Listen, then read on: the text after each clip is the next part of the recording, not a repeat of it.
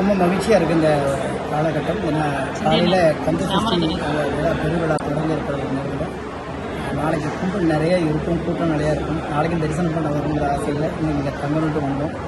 முத நாளே ஒரு அற்புதமான ஒரு வாய்ப்பு கிடச்சிச்சு. ரொம்ப அருமையாக நாளைக்கு எவ்வளவு மக்கள் வந்தாலும் அதை ரொம்ப முறைப்படுத்தி அனுப்புகிற அளவுக்கு இன்றைக்கி ஏற்பாடுகள் நடந்துட்டாங்க.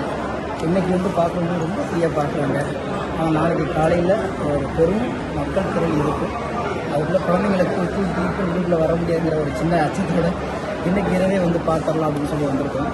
மகிழ்ச்சியாக இருக்குது. ஒரு பக்தர்களுக்கு எல்லா வசதிகளும் பண்ணியிருக்காங்க அங்கே எல்லாருமே. அதே மாதிரி யாரும் எந்த வித தொந்தரவும் இல்லாமல் நேராக போய் எல்லோரும் சாமியை பார்க்குற அளவுக்கு ஏற்பாடுகள் இருக்குது. ரொம்ப மகிழ்ச்சியாக இருக்குது. அதே மாதிரி வருகிற பக்தர்களும் நாளைக்கு ரொம்ப கட்டொழுங்காக இருந்தாங்கன்னா எல்லாருமே பார்க்குறதுக்கு ஒரு வாய்ப்பு கிடைக்கும். ரொம்ப மகிழ்ச்சியாக இருக்குது. முதல் முறையாக என்னுடைய மகள்களோட வந்த முதல் ஆலயமாக இது இருக்குது. எனக்கு மகள்கள் பிறந்த பிறகு முதல்ல அவங்கள கூட்டிகிட்டு வந்தது முருகனுடைய ஆலயம் அப்படின்றது மகிழ்ச்சியாக இருக்குது. வாழ்த்துக்கள். மழை பருவமழைக்கு தமிழக அரசு எடுத்து நடவடிக்கை எப்படி பார்க்கணும்?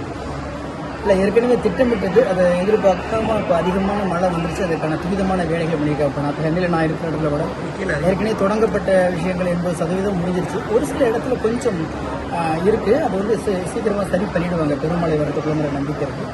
எல்லா ஏற்பாடுகளும் பண்ணிக்கிட்டே இருக்காங்க அப்படிங்கிற நம்பிக்கை தான் இருக்குது. இந்த திருமாவளவன் கார் சம்பந்தமாக இப்போ வழக்கறிஞர்ல இந்த பிரச்சனை முடிவு போகிறாங்க. அரசியலெல்லாம் ஆலயத்துக்கு அப்புறம் வச்சுக்கலாம். ஏன்னா ஆலயத்தில் எல்லாரும் மகிழ்ச்சியாக எல்லாரும் நல்லா இருக்கணும், எல்லாருமே கிடைக்கணுங்கிற ஒரு ஆத்ம திருப்திக்காண்டி வரும்.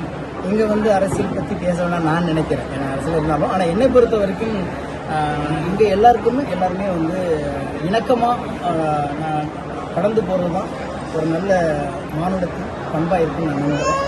யாராக இருந்தாலும் சரி ஒரு சின்ன சின்ன விஷயங்களில் கடந்து போக கற்றுக்கிறேன்.